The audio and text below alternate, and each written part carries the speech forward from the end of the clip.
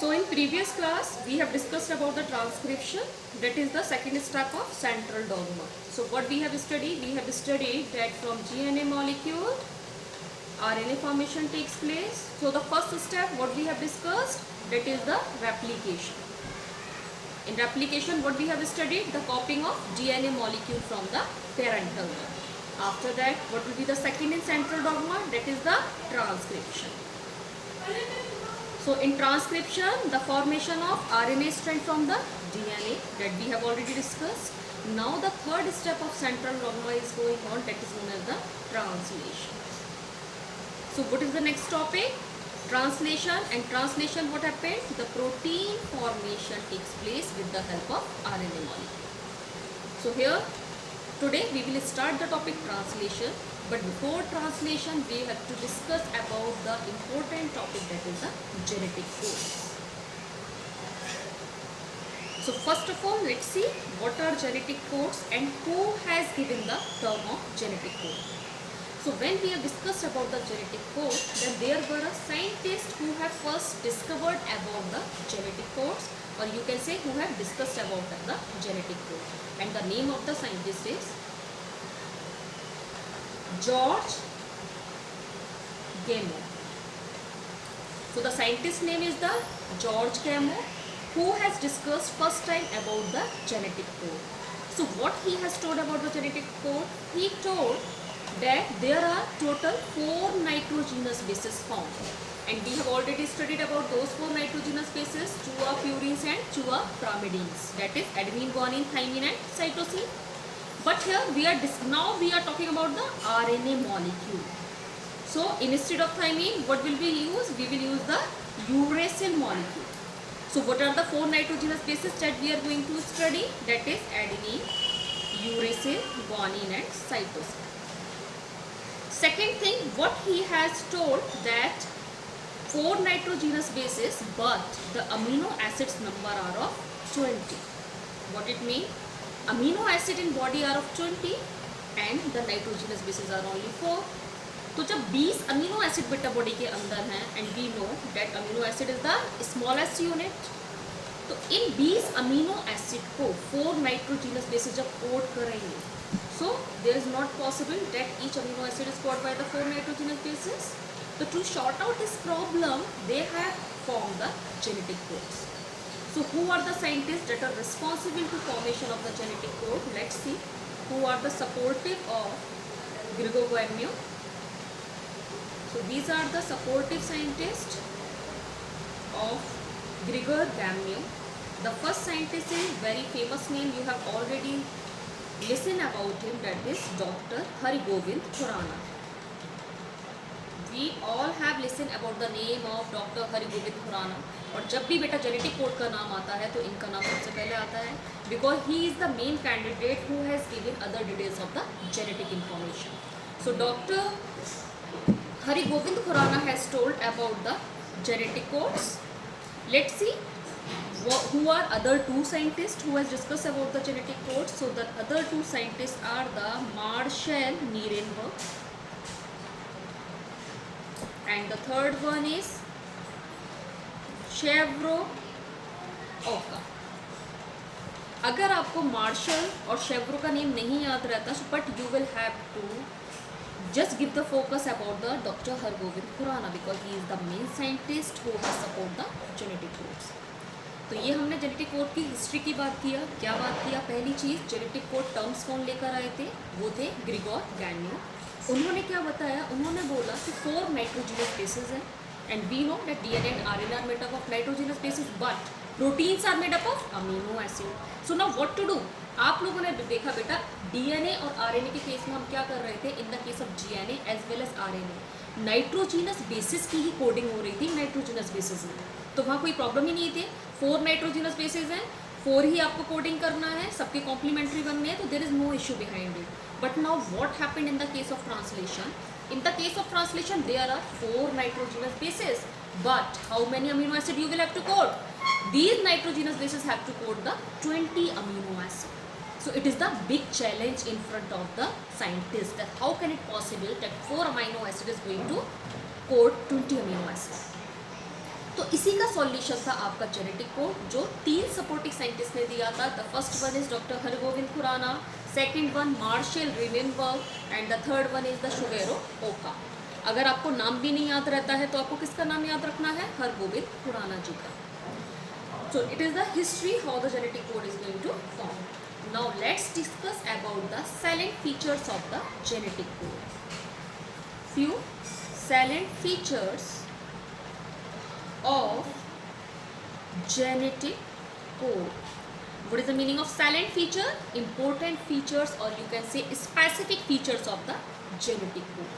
So what is the first feature of genetic code? The first feature of genetic code is there are total 64 genetic codes found.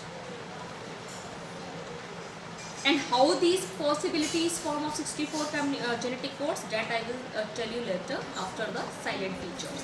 अभी आपको याद रखना है कि 64 genetic codes होते हैं. Among them 61 amino acids are the coding amino acids. 64 में से 61 क्या है आपके? Coding amino acid. What it mean? ऐसे आपके जेनेटिक कोड्स हैं 61 जो आपके पर्टिकुलर प्रोटीन को कोड करेंगे. And the remaining 3 amino acids are known as nonsense amino acid, और you can say non coding amino acid.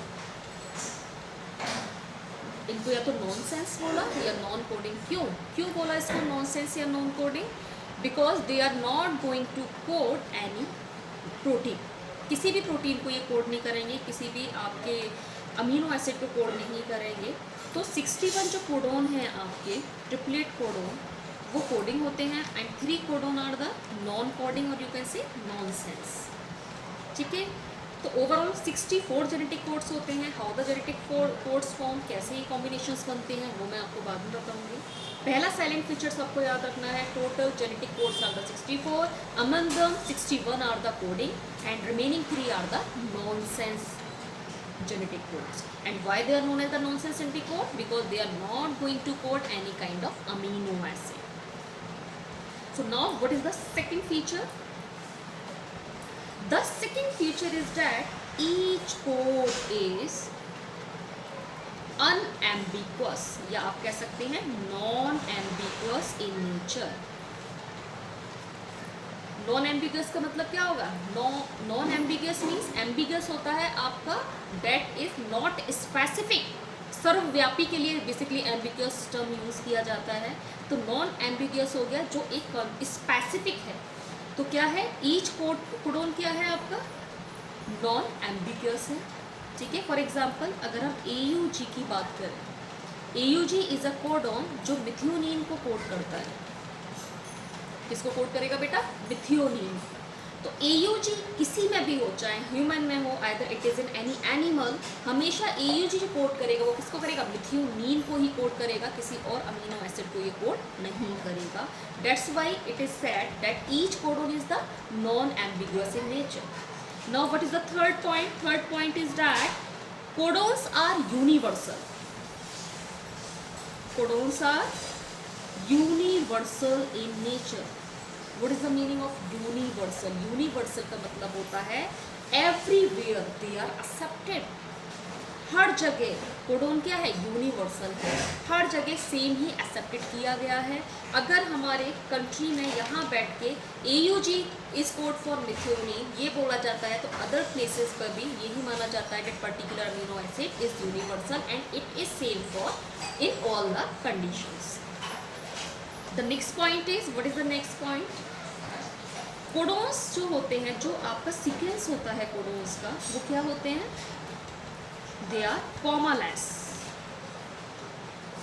What is the meaning of commaless? Commaless का मतलब होगा there is no punctuation, no comma, no full stop found between the codons. They are commaless. Suppose मैं कोई भी sequence यहाँ लिख रही हूँ AUCCGUUACCG. I didn't use any kind of punctuation in this sequence. अब इसमें क्या है? 3 ट्रिपलेट कोडोन हो गए. 1 codon, second codon, third codon, fourth codon. पर सारे कोडोन क्या है? सारे कोडोन आपके एक सीक्वेंस में है without using any kind of punctuation. Fine. Now what is the next silent feature?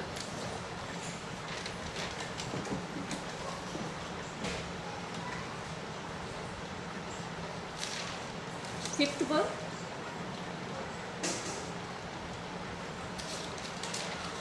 codons are not overlapping. They are not overlapping to each other. What is the mean that they are not overlapping to each other? Suppose there is again one sequence I am going to write. Any sequence you can write in which all the 4 nucleotides are added. So A U C C G A U U. Suppose it is a sequence. Now see, if it happened then one codon are overlap to each other. तो पहला codon आपका AUG हो गया. अगर overlapping होगी तो क्या होगा? दूसरा कोडोन आपका CCA हो जाएगा. थर्ड कोडोन क्या हो जाएगा? GAA हो जाएगा. लेकिन कभी ऐसा नहीं होता.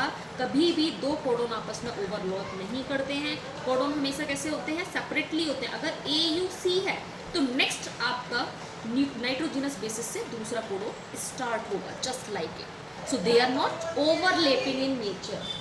They are not overlapping in nature.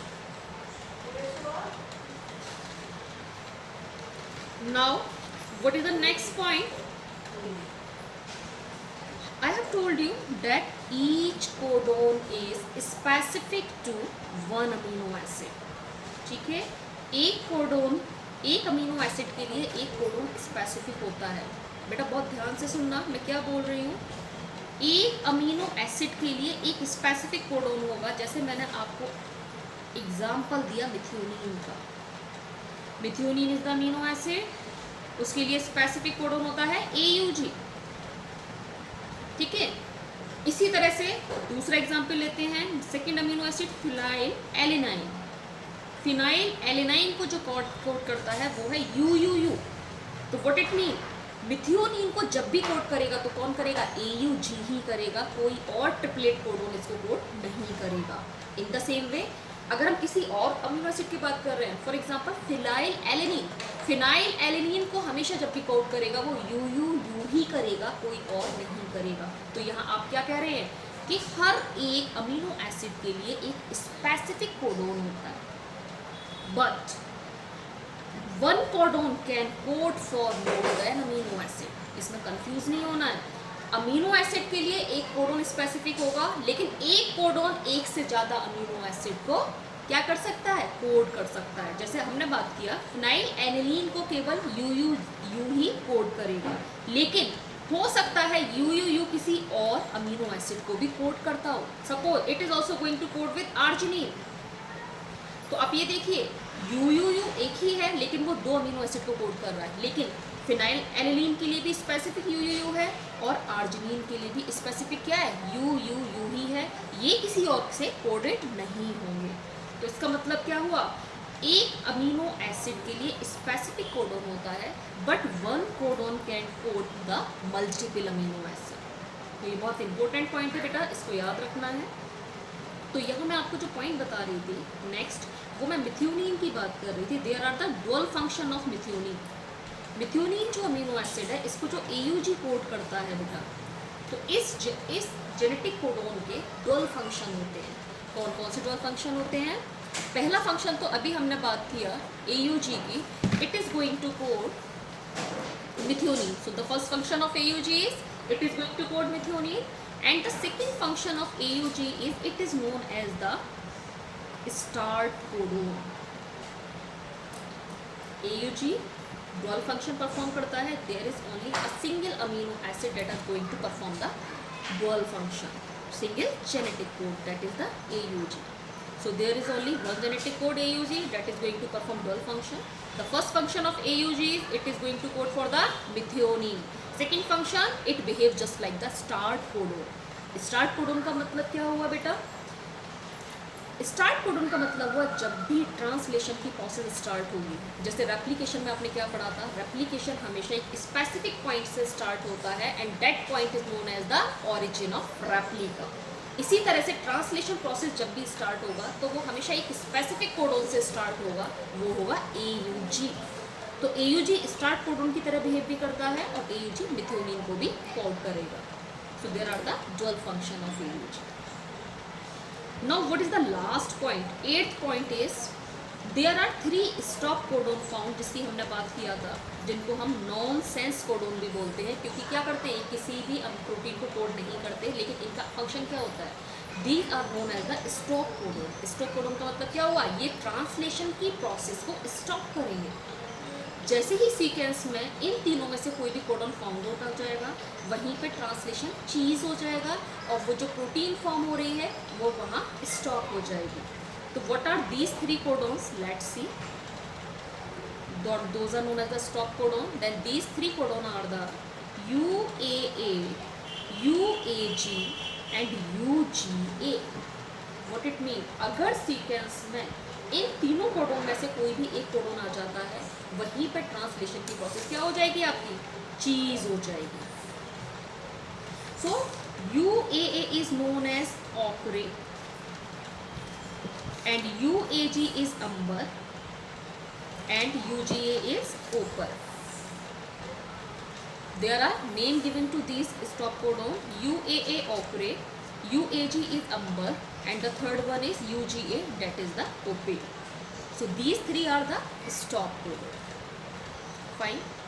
So we have studied about the 8 silence features of the codon.